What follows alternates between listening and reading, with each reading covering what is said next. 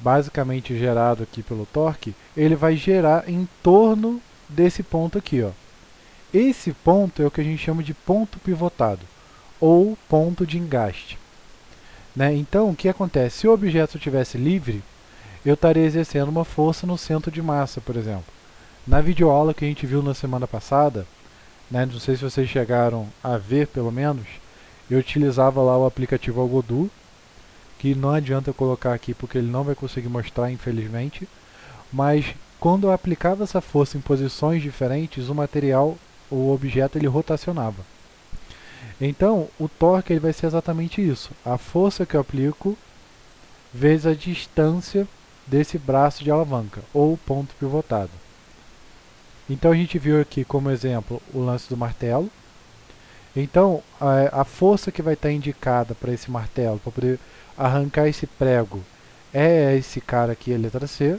Por quê? Porque a força ela tem que ser sempre perpendicular a essa distância. Sempre 90 graus. Por quê?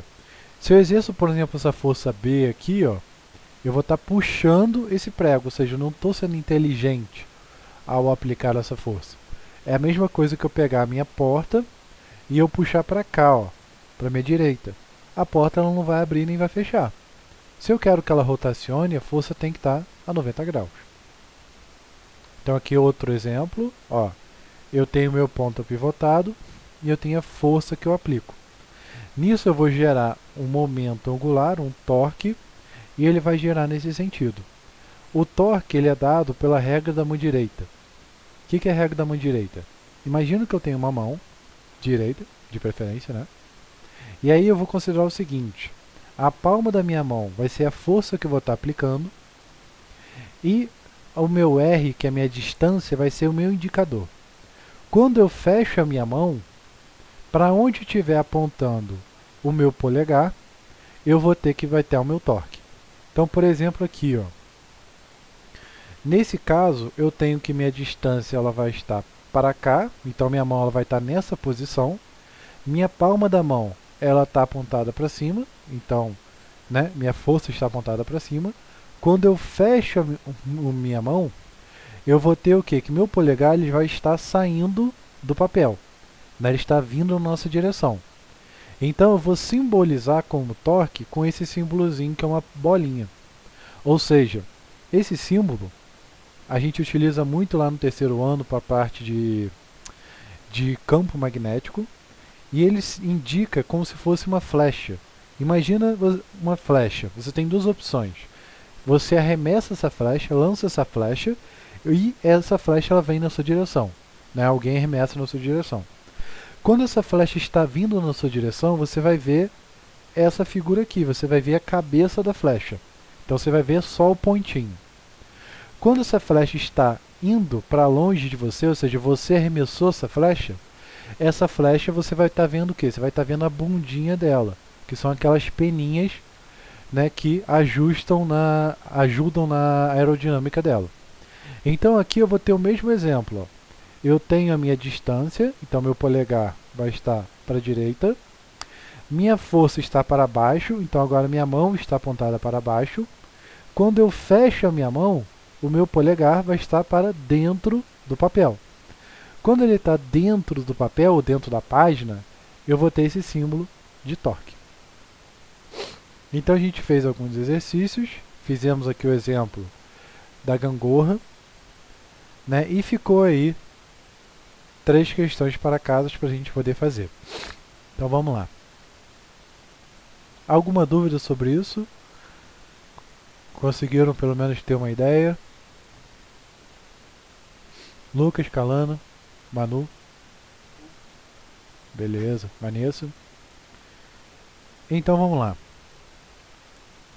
Questão que a gente tem aqui, primeira questão, ele fala o seguinte. O torque é uma grandeza escalar que possui unidade de medida definida pelo Sistema Internacional Newton vezes metro. Sim, o torque ele é a força vezes a distância. Ou seja, já vimos aí, viemos estudando e descobrimos que a força é dada em Newton e a distância é dada em metro. Então eu posso dizer sim que o torque é Newton vezes metro. Lembrando que esse cara não é energia. Energia também é dada em Newton vezes metro. Só que o conceito de energia é um pouquinho diferente, né? 2. Então eu vou ter aqui que o meu item 1 está correto.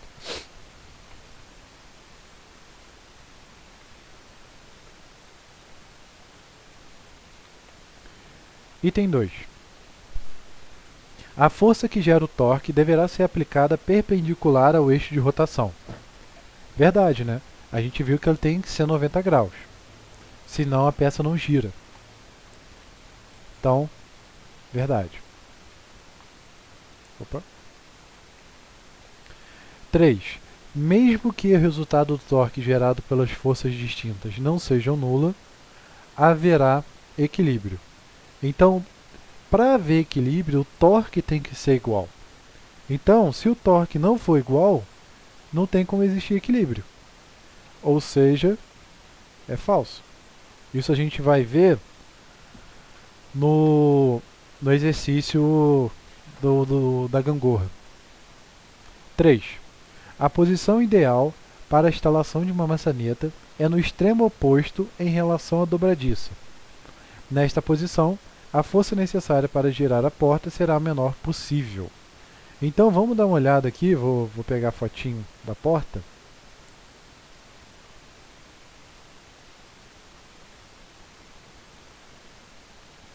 Espera aí.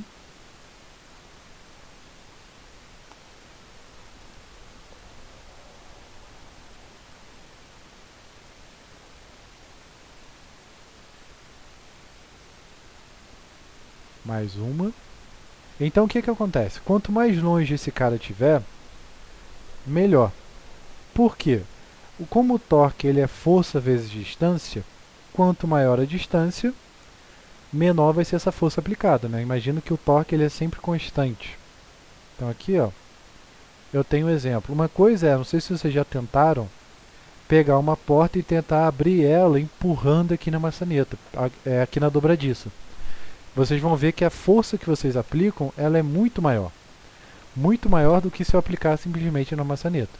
Isso por quê? Porque eu vou ter a maior distância possível. Então, nesse caso, o item está correto. Então, nós temos aí que o item 4 está correto, temos que o item 3 não está. Aqui, ó, pequeno detalhe, ó. No item 1, o item 1, na verdade, ele vai estar errado. Por que ele vai estar errado? Eu acabei não me tocando com isso. O torque é uma grandeza escalar, mentira. Torque é uma grandeza vetorial. Ou seja, é falso, porque ele é vetorial. O que significa vetorial? Relembrando lá, um dos primeiros conceitos que a gente estudou lá no início do ano. Vetor é algo que ele precisa de uma direção para existir. É a mesma coisa que a gente viu ali no exemplo. Vai fazer diferença se meu polegar estiver para cima ou para baixo? Vai fazer diferença, porque o torque vai estar apontado para uma direção diferente. Senão não existiria a regra da mão direita para a gente poder fazer as contas. Então ele é uma grandeza vetorial. Então no caso vai estar errado. Logo, 2 e 4, questão correta é a nossa questão letra D. Tranquilo, gente? Dúvidas?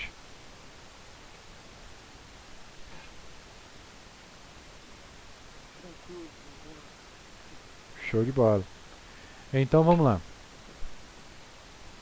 Próxima questão. Duas crianças estão brincando em uma gangorra. O brinquedo é feito de uma barra de madeira homogênea que possui 3 metros de comprimento. O ponto fixo de giro está no centro dela. Sabendo que a criança mais leve está a 1,5 metros do eixo de rotação da gangorra, qual deve ser a distância da criança mais pesada para que mantenha o equilíbrio horizontal? Então o que eu vou ter aqui? Imagina o seguinte, eu tenho uma gangorra e eu vou ter um ponto de apoio, ou, se quiser dizer, um ponto pivotado. Ou seja, é um ponto por onde essa gangorra ela vai ficar rotacionando. É o ponto de apoio dela. Como ela tem 3 metros e ele fala que o ponto de apoio está no centro, então eu posso supor que para cada lado eu vou ter 1,5 metros. Opa. Então o que vai acontecer? Eu já sei que uma criança ela vai estar a 1,5 metros de um lado, mas eu preciso saber aonde vai estar a outra criança. Qual a posição dela. Então, qual é a tendência aqui do movimento? Né, para a gente ter uma noção. Então imagina ali que eu tenho uma criança e essa criança é uma caixa, porque eu não vou ficar desenhando uma criança. Então, vamos lá. Essa criança, ela é a mais leve, então repara que eu tenho uma criança de 30 e uma criança de 22. Por ser a mais leve, vai ser a criança de 22. Então, ela vai estar a uma distância ali de 1,5, né, conforme o exercício forneceu para a gente.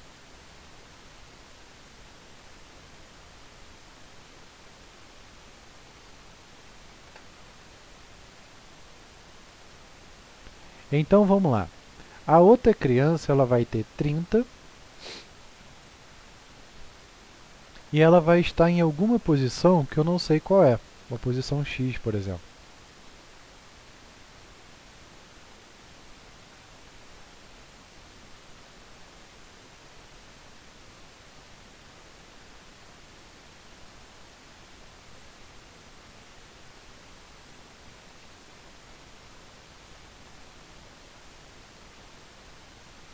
Então o que eu vou ter aqui? Eu vou ter, imagina só essa criança de 22 quilos.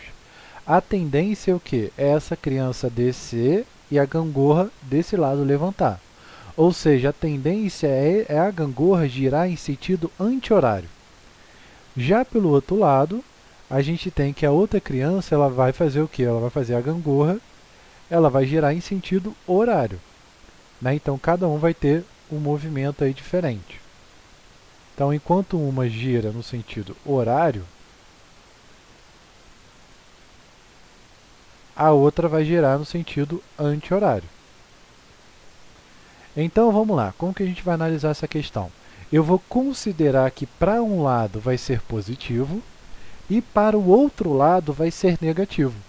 Então, se essa pessoa ela está em equilíbrio, significa que o momento gerado para um lado e mais o momento gerado para o outro lado, juntos eles têm que dar o quê? Tem que dar zero. Então aqui eu vou ter meu momento positivo e aqui eu vou ter meu momento negativo, ou seja, a criança que está aqui de verde, ela vai girar a gangorra e eu vou considerar que o momento dela é negativo. Então como que eu vou fazer a conta?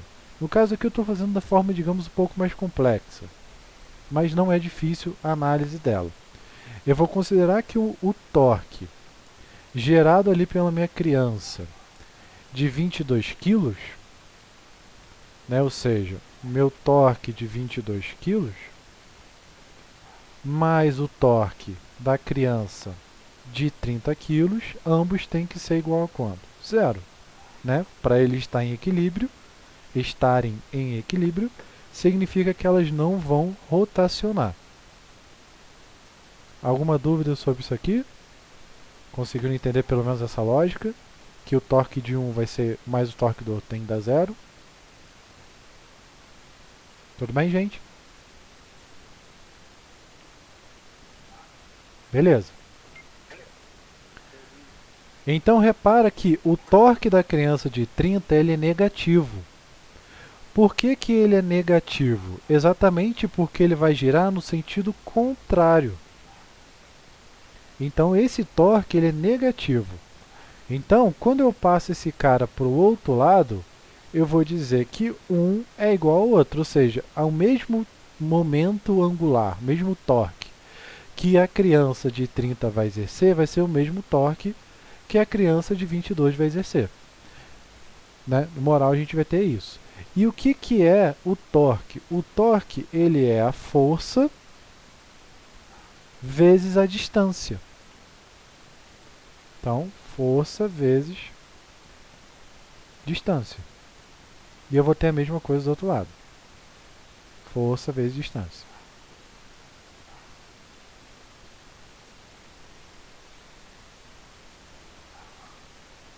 Então, vamos lá. Quem vai ser a distância? A distância é a distância da pessoa, da força que está sendo aplicada. Que força é essa? É a força peso. Tudo bem? Então, a força de 22 quilos, vou botar aqui no cantinho. Ele é a minha força peso, que é igual a massa vezes a gravidade. Ou seja, esse cara vai dar 220. Né? Só multiplicar esse cara por 10. E aí, eu vou ter a mesma coisa para outra criança. Então, apenas reestruturando aqui. Não, aqui também é F, aqui é 30. Então, aqui eu vou ter 300. E quem vai ser a distância? A distância vai ser a distância da pessoa, da força que está sendo aplicada, para, por exemplo, o ponto de apoio. Nosso ponto de apoio é esse cara aqui, ó. É esse cara que está sendo analisado. Tudo bem? Então, a minha distância da criança de 22 até o ponto de apoio, ele disse para a gente que é quem? É exatamente 1,5. Já a distância da pessoa de 30 para o ponto de apoio é quanto? É x, que é o que eu quero saber. Então, substituindo esses valores, eu vou ter 220 vezes 1,5. Isso é igual a 300 vezes x. Então, eu vou ter o seguinte. Opa. 220 vezes 1,5 vai dar 330.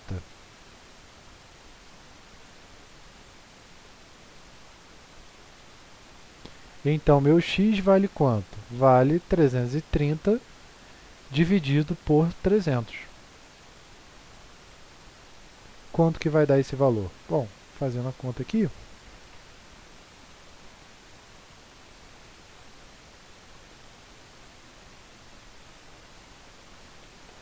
1,1.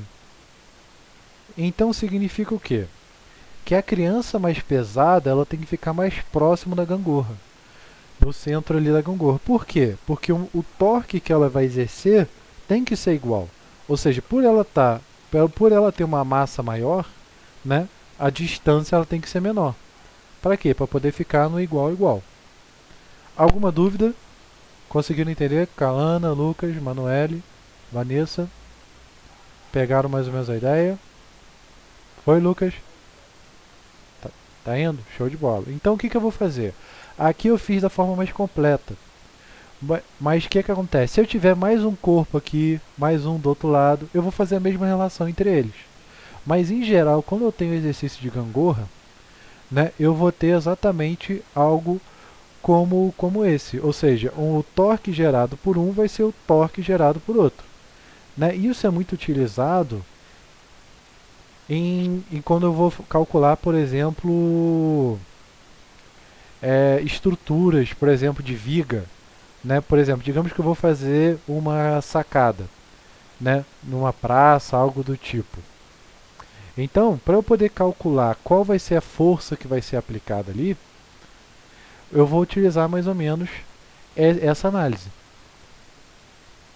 Ou seja, a mesma coisa lá que o engenheiro utiliza é o mesmo processo, é a mesma ideia que a gente está vendo aqui. Só que é claro que a forma com que ele utiliza é um pouquinho mais complexa. Né? Não é tão simples, ou seja, ele vai utilizar tanto aquelas forças com que a gente analisa, como vai utilizar também todo toda essa análise de torque e tudo mais. Então, deixa eu ver aqui, ó. Um exemplo bem simples. Pode servir esse aqui, ó. Digamos que eu esteja construindo uma ponte, ou melhor, um platô. Né? Digamos que eu seja um engenheiro civil e eu esteja construindo um platô. Então eu teria mais ou menos isso aqui, ó. Eu teria uma parte de cima, que seria lá o segundo andar, e eu teria as minhas vigas. Então eu quero saber quanto que essas vigas podem aguentar, ou seja, qual o dimensionamento dessas vigas. Por quê? Porque eu sabendo a força que é aplicada em cada uma desses caras, e como que eu vou calcular essas forças? Fazendo uma distribuição, né, lá de forças, somatório de forças, igual que a gente viu lá no início das aulas, e fazendo uma distribuição de momento. Ou seja, fazendo esse tipo de análise, que para a gente é só questão de costume para pegar o hábito, porque não é difícil, eu consigo saber exatamente a força que vai ser aplicada em cada coluna, e através disso eu consigo saber, por exemplo, a quantidade de cimento que eu tenho que utilizar, a quantidade de concreto, a quantidade de ferro, aço e por aí vai. Né? Ou seja, tudo isso que a gente está analisando ela tem uma aplicação. E ela é uma aplicação muito fundamental, né? Que a gente chama de mecânica dos materiais. Mas vamos lá.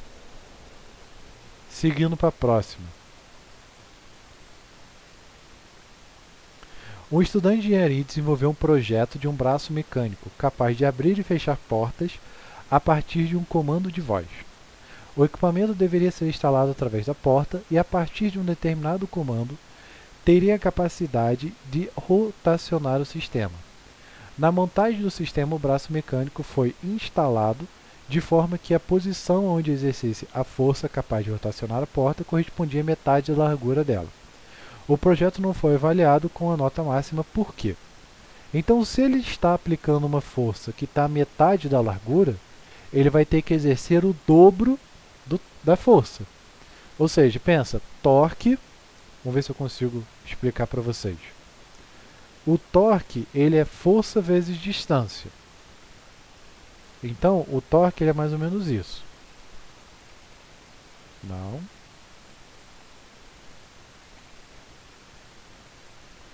O torque ele vai ser a força vezes a distância. Sempre. Então, pensa que isso aqui tem que dar um número. 10. Então, imagina agora, se eu tenho uma força de 1, minha distância é 10. 1 vezes 10, 10. Se eu tenho uma força de 2, a minha distância é 5. 2 vezes 5, 10. Se eu tenho agora minha força, que é, sei lá, 4, a minha distância ela tem que ser 2,5, né? 4 vezes 2,5 é 10, se eu não estiver falando merda. Então, o que que acontece? Enquanto uma está diminuindo, outra está aumentando. Né? Elas têm comportamentos diferentes. Então, enquanto uma ela diminui, a outra tende a aumentar. Ou seja, para eu ter o torque máximo, né, para eu ter o menor esforço possível, a minha distância ela tem que ser máxima. Mas se eu estou aplicando a minha distância na metade do meu comprimento, aqui na metade da largura, eu vou ter que exercer o dobro de força. Né? Eu diminui um, o outro lado aumenta. Certo? Então vamos lá. Ó. Não há relevância no desenvolvimento do projeto mecânico para fim de abrir porta. Mentira. A rotação da porta seria impossível se o braço mecânico fosse instalado na posição planejada. Não. O braço deveria ser instalado o mais próximo possível da dobradiça. Também não. O braço deveria ser instalado o mais distante possível da dobradiça. Exatamente para que a rotação do sistema fosse executada em um menor esforço. Verdade isso. Totalmente verdade. Então esse conceito de torque, né, ele é muito importante para a gente poder ter noções de como as coisas funcionam. Né? Então eu dei um exemplo aqui sobre torque que era utilizado na indústria civil, ou seja, na construção de um segundo andar aí, de uma laje, por exemplo. Então, exemplo.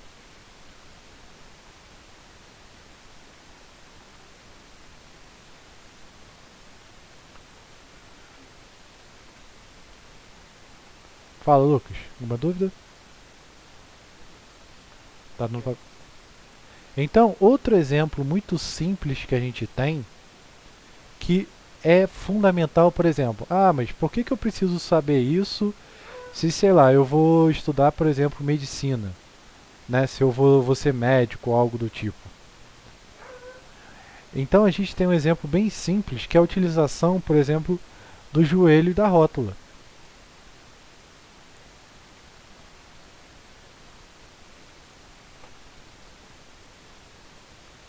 Aqui, ó. Então, dá uma olhada, por exemplo, vamos ver se a foto carrega.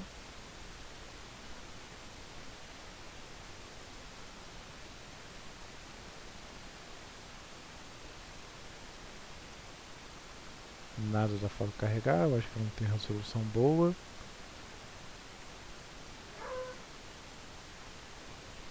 Essa aqui, ó.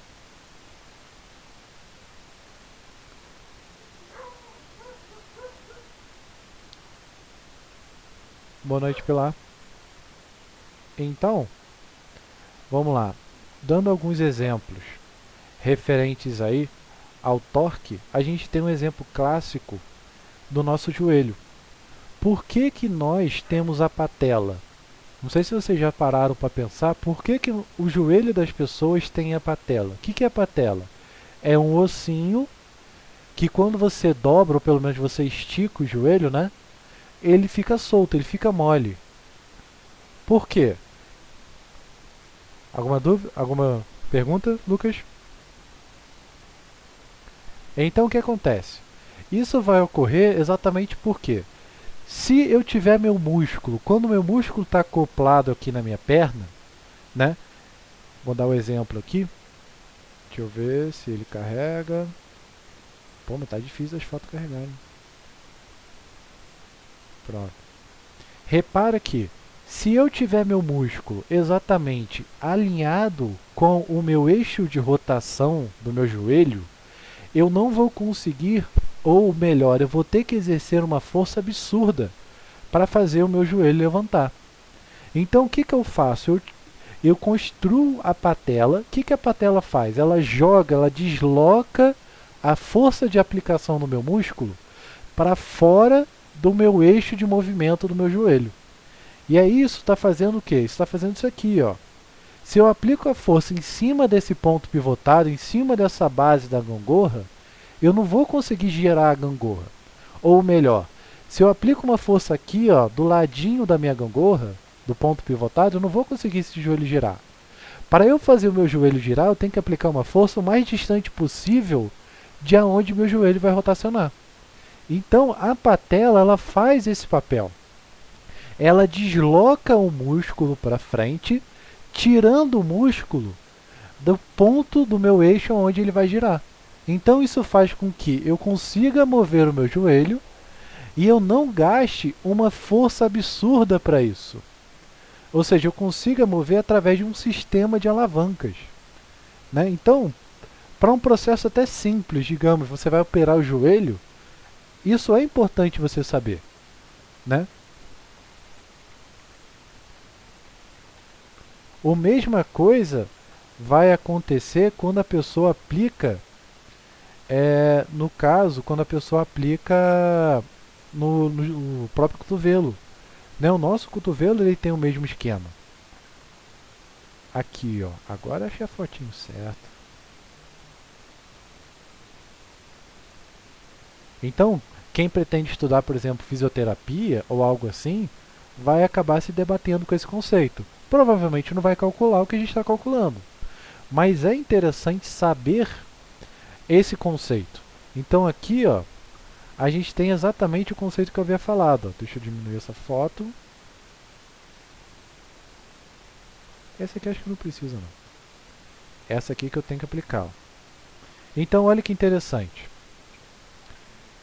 Meu eixo de rotação ele está aqui, ó, nessa posição no meu fêmur. Se eu aplicasse o músculo nesse eixo, nessa linha, eu não iria conseguir levantar o meu joelho. Né? Existe até uns efeitos, uns experimentos interessantes em que o cara tenta fazer isso.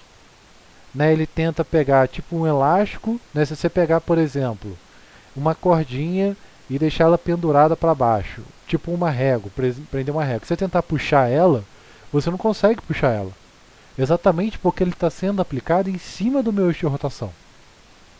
Mas aí, se eu consigo gerar um eixo pivotado, um eixo de rotação, ou seja, se eu desloco essa força para fora do meu eixo de rotação, eu consigo aplicar uma força.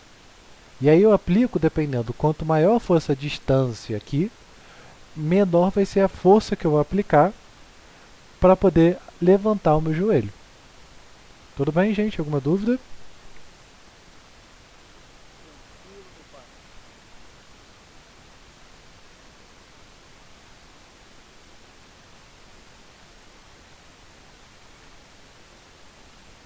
Conseguindo pegar, Pilar? Mesmo tendo chegado um pouquinho tarde. Gabriele também? Deu para entender? Então, o torque ele é um conceito. E aí, é isso que é algo que eu fico mais debatendo, né, na tecla com vocês. Por mais que saber a conta seja importante, mas muitos de vocês muito provavelmente não vão ver mais essas contas. Mas os conceitos têm que ficar. Ou seja, ter a ideia do que significa o torque e aonde ele aplica, isso é muito importante, né? Até que uma das primeiras ferramentas criadas pelo homem foi a alavanca, né? Foi criada lá muito antigamente. E essa alavanca que permitia com que o ser humano pudesse levantar pesos muito grandes. E a ideia e o conceito é o mesmo. Ou seja, eu aplico uma força, né? Uma alavanca semelhante a uma gangorra aqui, né? Fora do meu eixo de rotação. E isso permite com que eu possa levantar pedras muito grandes e tudo mais. Mas então, o que, que a gente tem? Continuando o nosso conceito, nossa aula, não vou me estender muito, a gente vai começar a ver o conceito de impulso. O que é impulso? Então a gente viu o que é momento angular e momento linear, certo? Então fazendo uma pequena revisão.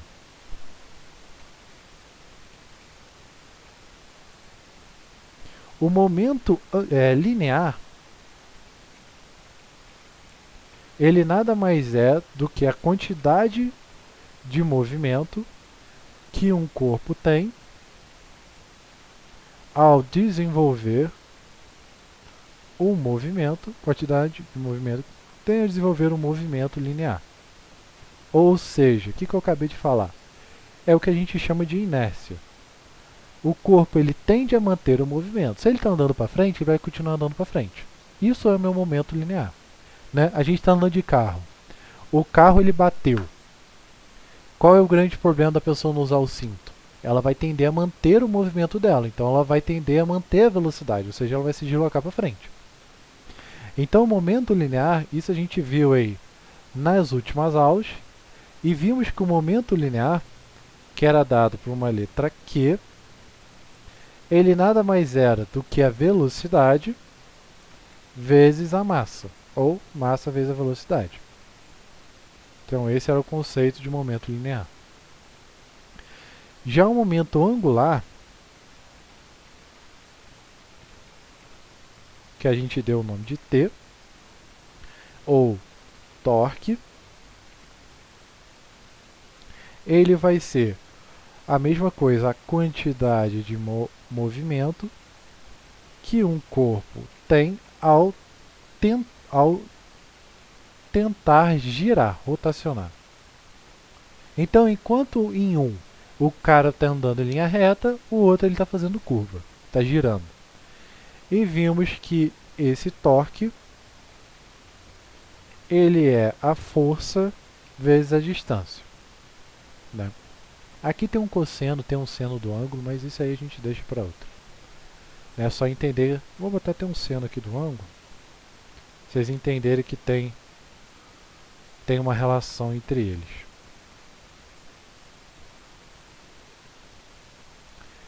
Então vamos lá. O que é o torque? O torque ele vai ser a força aplicada nesse momento linear. Ou seja, o impulso ele é uma grandeza física que ele vai medir essa variação de momento linear de um objeto. Ou seja, ele vai ser o impulso, é a força aplicada a um objeto sob um intervalo de tempo. Ou seja, imagina, por exemplo, que eu vou ajudar a empurrar um carro, né? O carro enguiçou e eu vou ajudar a empurrar o carro. Uma coisa é eu pegar e usar a minha força e aplicar minha força total, tipo, eu empurrar meu carro, sei lá, durante 5 minutos. A outra coisa é eu ficar dando leve estoque. Eu empurrar o carro, sei lá, por 1 segundo. Eu empurro por 1 segundo e paro. Empurro por 1 segundo e paro. Ou seja, qual é a diferença entre um e outro? Em um, eu estou tendo contato melhor com esse carro. Então eu consigo transferir essa força melhor, esse momento linear melhor para o carro. Então o carro ele vai ganhar velocidade muito mais rápido.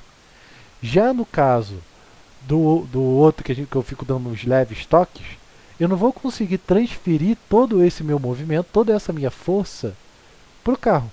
Então muito dificilmente o carro vai adquirir uma velocidade. Então o momento, o impulso, ele nada mais é do que essa força que é aplicada em um intervalo de tempo. Então a gente pode definir o impulso como sendo a variação da quantidade de momento, né? Ou seja, a quantidade de momento final menos inicial, que eu analiso a quantidade final, analiso a quantidade inicial. A variação desse cara é meu impulso. E esse cara também pode ser denominado pela força com que eu vou aplicar. Por exemplo, vou chutar uma bola, né? Quanto maior a força que eu atribuir a essa bola, maior vai ser a velocidade dessa bola, certo? Então, eu vou ter uma força muito maior, eu vou ter uma velocidade muito maior. E é claro que isso aqui é tudo proporcional. Ó. Quanto maior o peso, a massa dessa bola, maior vai ter que ser a força que eu vou aplicar a ela. Ou melhor, maior vai ter que ser o tempo que eu vou aplicar a ele. Por exemplo, naqueles filmes clássicos lá do Superman, que aí o avião está caindo, o Superman vai e tenta frear o avião. O que acontece? O Superman ele tem duas opções. Ou ele exerce uma força absurda e o avião para repentinamente, que não é o que acontece, né? Que a gente vê que não acontece. Ou o que ele faz? Ele vai aplicando uma força ao longo de um bom tempo. E aí o que vai acontecendo? Essa velocidade ele vai diminuindo. E, em resumo, o impulso é exatamente esse cara. Então, o impulso ele vai ser o quê?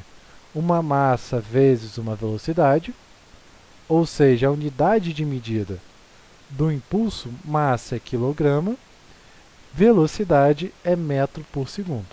Então, posso dizer que o impulso é quilograma vezes metro por segundo. Ou, se quiser dizer, um impulso é uma força vezes um tempo. Então, Newton vezes segundo. Newton vezes segundo também é a mesma coisa que quilograma metro por segundo. Alguma pergunta? Dúvidas sobre isso?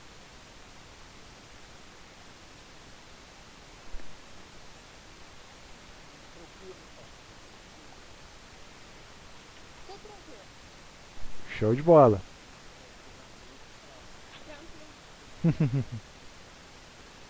Então vamos lá. Vou fazer com vocês, bota aí, dois exercícios rápidos só para vocês entenderem a lógica. E aí a gente já fecha por hoje. Então, eu havia postado lá na plataforma, que aí a próxima aula seria na terça-feira. Né? Não sei se vocês concordam, tá todo mundo de acordo, pode ser terça-feira. O que vocês acham? Pode ser? Show. Que aí no caso, eu acabei descobrindo que tem outra professora que também dá aula nesse horário à noite. Então, para não chocar o horário e tudo mais, né, então a gente passa para terça-feira, 8 horas. Né, mesmo. É do turno da noite. Turno da noite. Eu faço um compilado, junto os primeiros anos em um só. Já que o conteúdo é o mesmo.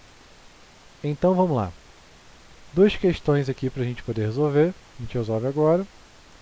Questão número 1. Uma força de 6 newtons atua sobre um objeto em movimento, que altera sua quantidade de movimento em 3 kg/metro por segundo. Durante quanto tempo essa força atuou sobre esse objeto? Então, o primeiro passo sempre ao resolver os exercícios é identificar o que eu estou dizendo. Uma força de 6 newtons, então já sei que minha força é 6 newtons. E aí ele fala que altera sua quantidade de movimento. Quantidade de movimento aqui, ó, quilograma metro vezes segundo, é nosso I, ó, impulso. Impulso é a nossa quantidade de movimento também, né? Ele fala que houve uma variação, ó. Alterou sua quantidade de movimento em 3 kg. Então, por exemplo, ele tinha 1 e foi para 4. Então, quanto que ele alterou? 4 menos 1, 3. Tudo bem? Então, fica esperto nesses termos aqui, ó. Se ele alterou em 3, então já sei que a variação, ou seja, meu I, que é lá o delta Q, ele vai ser 3 kg metros por segundo. Então, quem é meu impulso? Meu impulso, ele é a força vezes o tempo, massa vezes velocidade.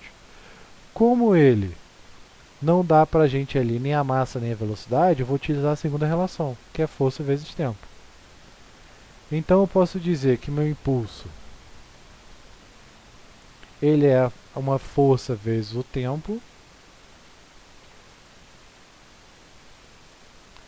Eu já sei que meu impulso, ele vale 3, né? Dou uma olhada nas unidades, quilograma, metro, segundo, tá todo mundo ok. E a força que eu vou ter é 6. Então o tempo que ele vai ficar para poder exercer esse movimento vai ser exatamente 3 dividido por 6, 0,5. Ou seja, para ele poder ter essa quebra, né, ele tem que ficar 0,5 segundos em contato com o objeto. Alguma dúvida? Dúvida, gente? Né, como falei, bem tranquilinho. Não tem mistério na hora de resolver. Então vamos lá. Vamos para mais uma questão. Uma bola de massa de 0,5 kg. Então já sei que o meu M, que é a massa, é 0,5. É chutada para o gol, chegando ao goleiro com uma velocidade de 40 metros por segundo. Então eu sei que a velocidade que ele vai chegar, ou seja, a velocidade inicial é 40. E ele fala o seguinte, é rebatida por ele e sai com uma velocidade de 30. Então a velocidade final é 30. Então, numa direção perpendicular ao movimento inicial, tá. O impulso que a bola sofre graças à intervenção do goleiro é. Então ele quer saber o meu I. Então eu sei o quê? Eu sei que o meu I, ele vai ser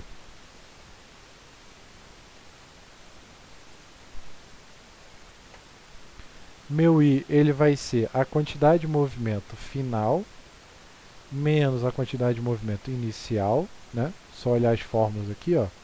Como ele deu massa e velocidade, vou utilizar esse cara aqui, ó. Então, final menos inicial.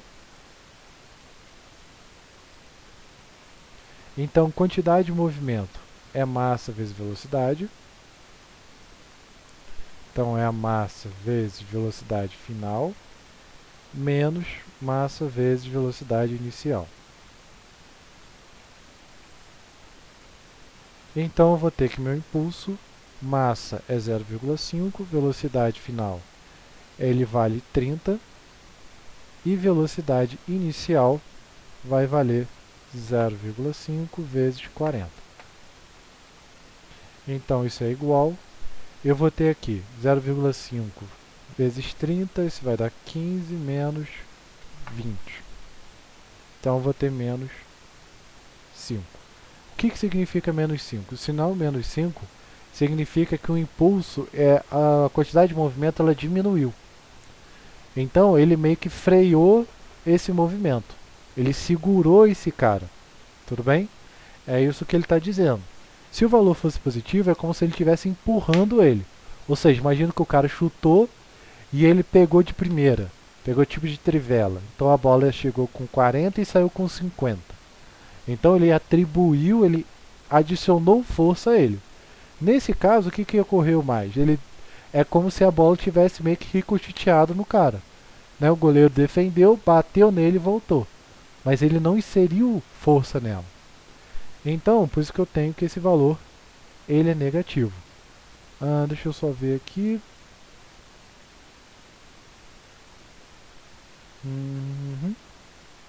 É estranho. Não está batendo com a resposta.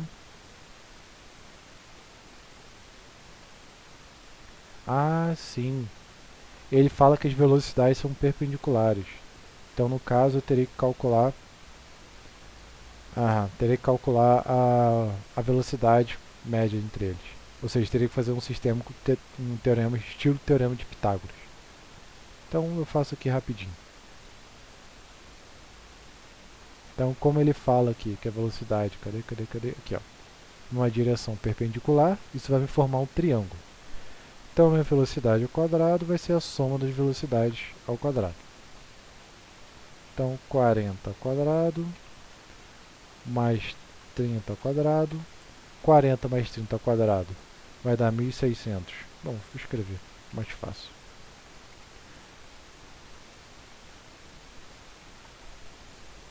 Então, eu vou ter 1.600 mais 900, v ao quadrado é igual a 2.500, v ao quadrado, v é igual a 500, a 50. Beleza, agora que eu já sei minha velocidade, é só jogar aqui na fórmula. Então, meu i é igual a minha quantidade de movimento, que é igual a minha massa vezes a velocidade. Por que eu estou fazendo esse sistema e não estou fazendo inicial menos final? Exatamente porque lembra que esse Q é uma quantidade de movimento linear, em linha reta. Quando ele fala que o movimento é perpendicular, ou seja, ele veio para frente, ele chutou e a bola ricocheteou para a direita ou para a esquerda. Então, meu movimento ele não é mais linear. Por isso que eu não posso fazer essa relação. É a única coisa mais chata referente a isso. Mas, de qualquer forma, a gente chega ali ao nosso valor de 25. Alguma dúvida, gente? Alguma pergunta?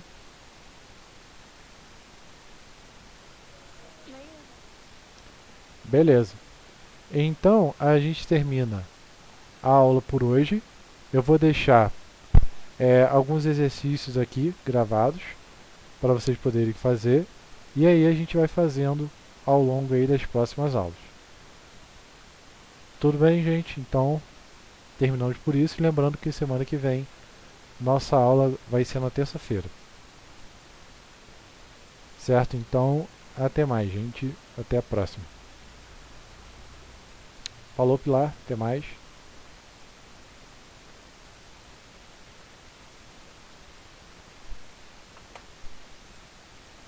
Até semana que vem, Manu.